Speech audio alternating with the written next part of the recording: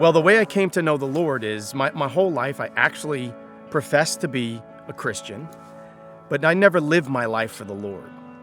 I never had a personal relationship with Jesus.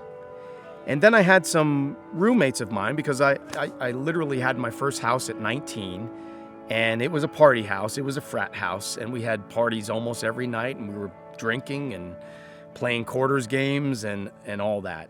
But then I had some roommates who asked me to come to a Sunday school class, who told me there's a lot of hot chicks that are there. So I'm like, hey, I'm in, let's go.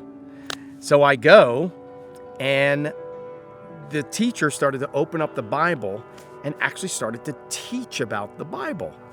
I had never experienced that because the church that I had been going to when I was younger was very ritualistic, and I never had a true connection to the Lord. So he's opening up the Bible and just teaching about it, and I was so intrigued, and I was starting to understand the Bible.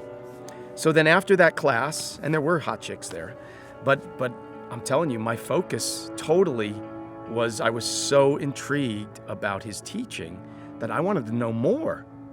So I asked my roommates, I'm like, I want a Bible. They're like, get a King James. I'm like, okay, I'll get a King James. So I started to read from Matthew on, and I was like, oh my goodness, this is truth. This isn't a lie. This isn't a fable. And as I'm reading it, God is stirring my heart. And then we started to go to a Baptist church around the corner. We had a girl in our neighborhood that invited us, and her dad was the pastor. He started to teach about personal relationship about Jesus and about we're saved by grace. I didn't know any of this. I didn't know about a personal relationship. I didn't know saved by grace. And God is stirring all this up inside of me. And it was so funny because he used to do an altar call every Sunday and look right at me. And I would look away because I'm like, I'm not going up there. I'm not going up there. And then there was just this one moment that I was inside my bedroom, and I knew that I was going to hell because of my sin. And I knew I did not have a personal relationship with Jesus. And I just literally got on my knees and asked Jesus, and this was in a moment of brokenness, I just asked Jesus to come into my heart, to save me, to change me. And I'm telling you, when I stood up, I was changed. I was convicted of sin when I was not convicted of sin before. And it was a radical change in my life. And now some of the friends that I had, who were trying to get me to do things I didn't want to do, I said, not doing it. That is sinful, and I am not doing it. It was interesting because now we began to grow apart because now I'm moving towards the Lord. And it was just a radical change in my life.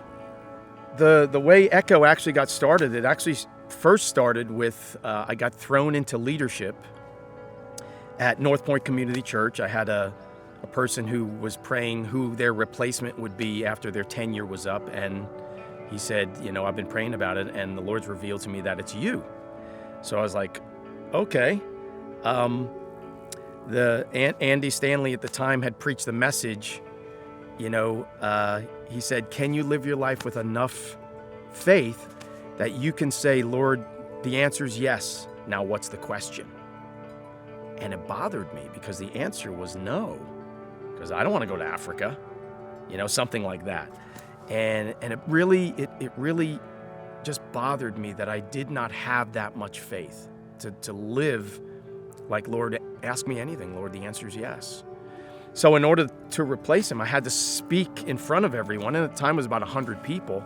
My number one fear in life was public speaking. Of course, I go gulp. And I'm like, okay, Lord, if this is what you want me to do, you're going to have to help me. You're going to have to help me a lot. And I remember the first time I got up to speak in front of everyone, my voice was cracking and I was shaking, and I was absolutely as fearful could be. I could have walked off stage and just kind of thrown up. I was so scared. But I knew in my heart of hearts that God was calling me to do this. So as I was leading, there is a propensity within singles ministry sometimes that the belief is it becomes a social club. And my heart was not a social club. It was to get singles more focused on the Lord, but we have to do that with events. I was asked to kind of, to lower the amount of events that we were doing. And I realized that it actually helped to increase the amount of events as long as you're keeping them Christ-centered, where you're not allowing it to be just a social club. So anyway, my tenure was over, and I started to actually create my own events for singles outside of the church. Then in January of 2007, Andy Stanley had a message about praying big.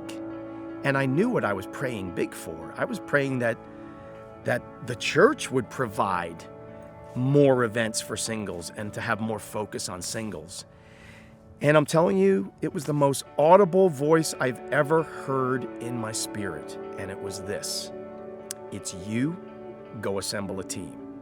That was the loudest thing I've ever heard God say in my entire life. It's you, go assemble a team. And that's exactly what I did.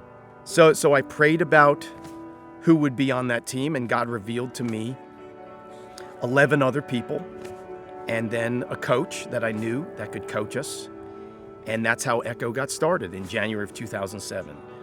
We would meet each week and kind of go through a lot of things and be coached and have some plans. As we continued to do that, Satan threw out everything. Our team was coming apart at the seams. People were overreacting to things that weren't even true. And then I was the focal point of all the attack. Even though we actually created an advisory, elders and advisors, people weren't using it. So I was just like, oh my goodness, Lord, what is going on? So I just decided to shut everything down. And we already had our 501c3 status, which we had president, and I asked 2 other people to be secretary and treasurer. So now it's just 3 of us. We met at the secretary's house every week, and we prayed, and we tried to move in a direction. And every time we did, we'd get a roadblock. So we continued to pray, move in another direction, roadblock. And it wasn't Satan. We knew it was the Lord putting all the brakes on all of this for whatever reason. But during this time, God's actually working on me as well as, the other 2. So it actually took 2.5 years, but 3 years from inception of Echo. So January of 2010 is actually when the ministry actually launched its first event. But God opened the doors and kicked us through and said, it's time.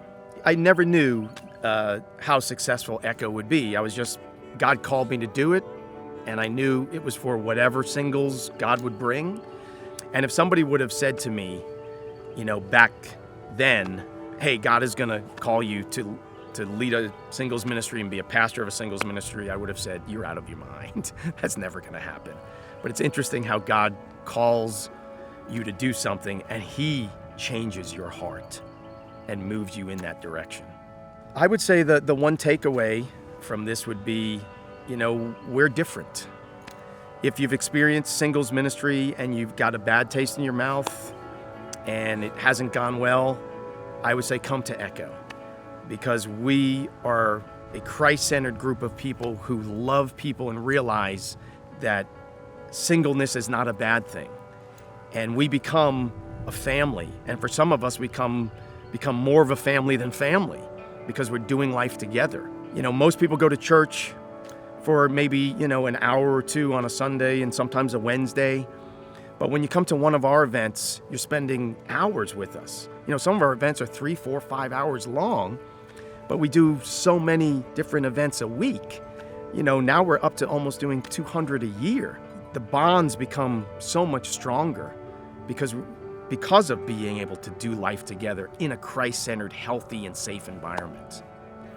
What's interesting is I never knew what hung in the balance of my obedience back in 2000 when I stepped up to singles ministry, when I had to public speak, and it was my number one fear in life. I never knew what hinged in the balance for the future, because I could have said, no, let someone else lead the ministry, and just lived comfortably and been a participant.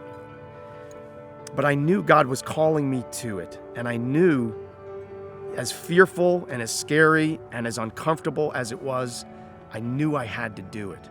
You never know what hinges in the balance of being obedient when the Holy Spirit tells you to do something.